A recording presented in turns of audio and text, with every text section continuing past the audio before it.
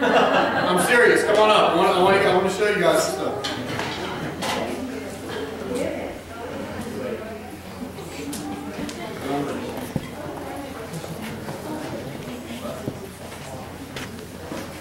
This is fantastic.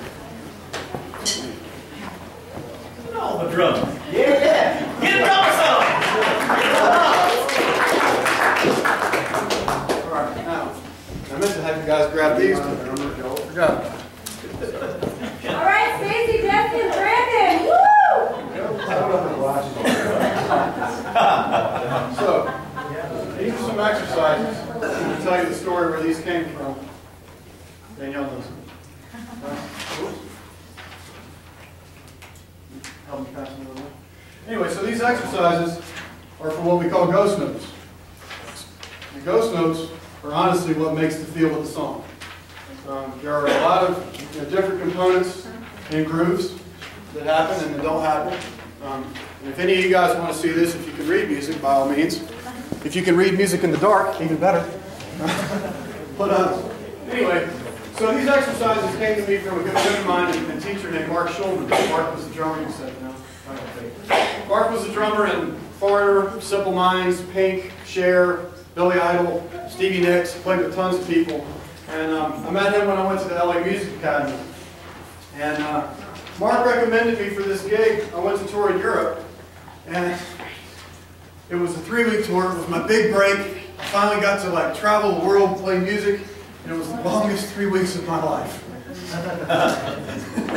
Band leader, not a very nice guy. And rode the band into the ground the whole time and all this kind of stuff. And I came back and I was really beat up. My confidence was really down.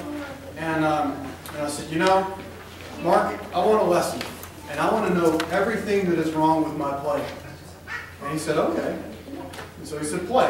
So I played, and he stopped me after about a minute and a half. And he said, okay, first off, you play great, so let's not worry about what that guy said. However, there's a couple of things that you can clean up in your playing that'll make the difference between you getting a gig and not getting a gig. And what he was talking about was the phrasing of the notes.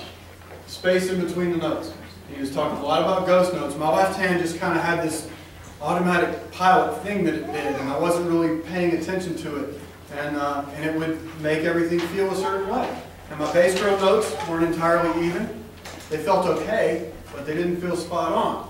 And so Mark gave me these exercises, and he said, work on these. Fast, slow, loud, soft. Soft isn't really my forte. Never been in any danger of getting a jazz gig. But anyway. So Mark gives me these exercises, and they're designed to even out your playing. And so you all have them now. You're welcome. And what we do with these exercises is this. You set up your metronome, and you get it on 16 notes, right? So we're going to start it at 60, which is pretty slow. Because at the end of the day, what we're after, if you want to make stuff feel good, is control. We've got to be able to control our playing. If you want to play fast, you can't do it without control. If you want to play slow, you can't do it without control. So these exercises are designed to give you control. So here we go. So there's my 16-note subdivision, right? Okay. So I'm going to plug into this. And it'll go away. Y'all won't hear it, but just remember what I'm playing to.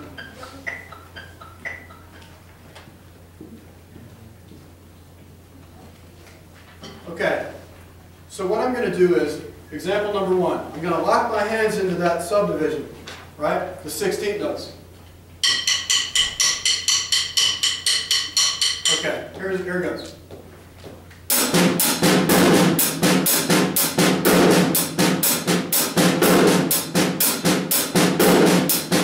All the notes in parentheses are the ghost notes. The 2 and the 4 on the backbeat, those are your strong notes. Here we go.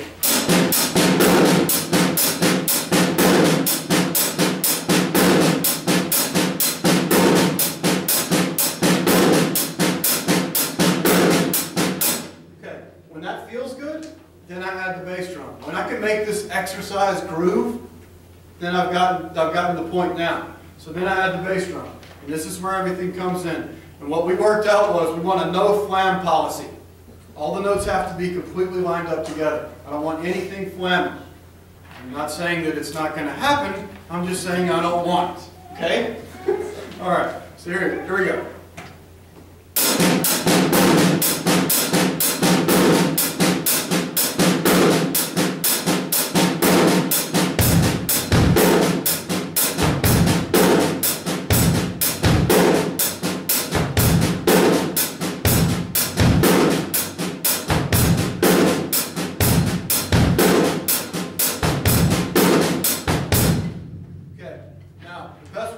Check this out, make sure my left hand and my right foot are phrasing up. Just to take a pad, or you can even play on your leg, but I'll get the hi-hat noise out of it, right? And then I can just hear just the kick and the snare.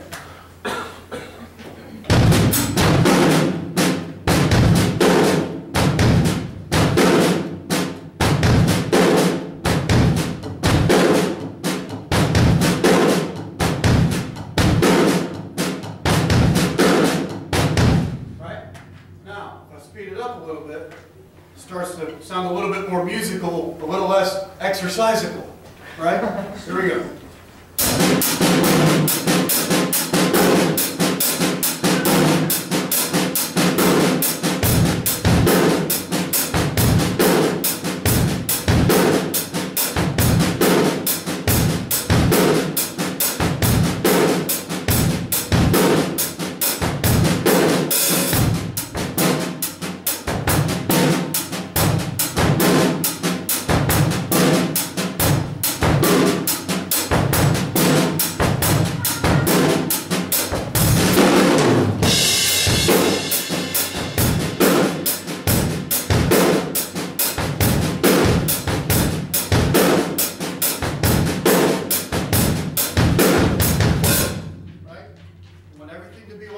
I want it all to be even. And then when I take my left hand out of the picture, I've got...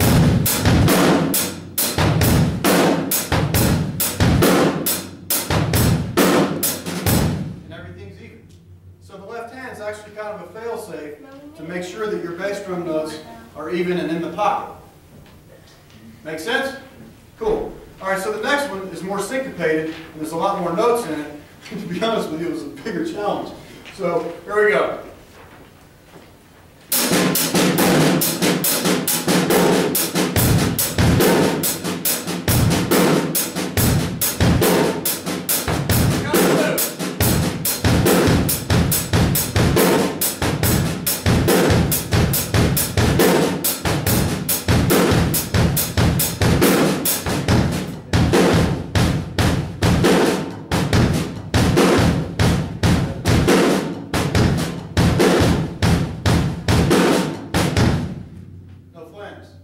Right?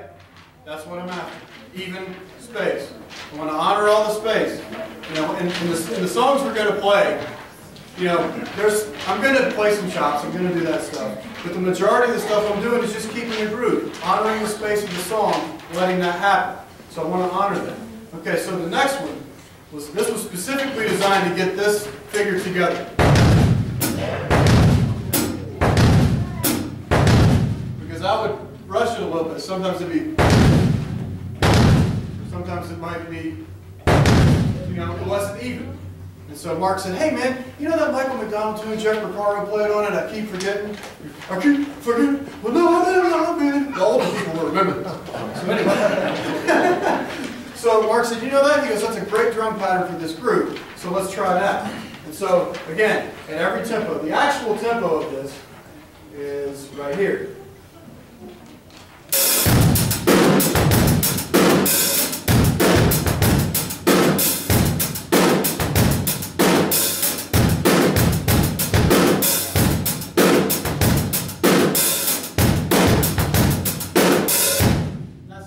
That's how it sits in the song. But for me to get it there, that's fast. I had to start really slow. So again, I go back to like, let's call it 70 beats per minute. Hear how this thing sounds at like a turtle's pace, okay?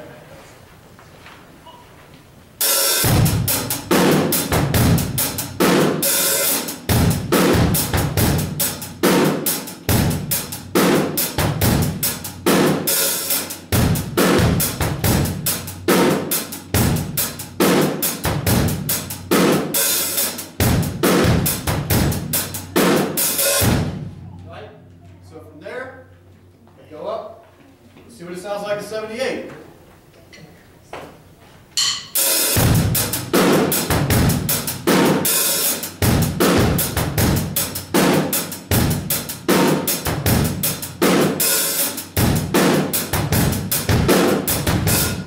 All right, starting to get it. Okay, here's 91.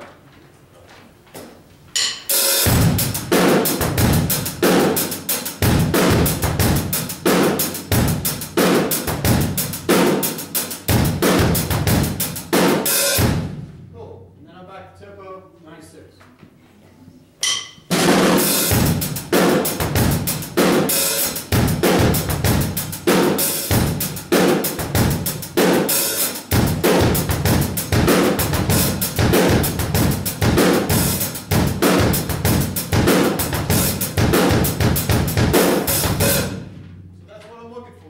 Play it even, play it smooth, make the song feel good. Everybody has a good time playing over it, right?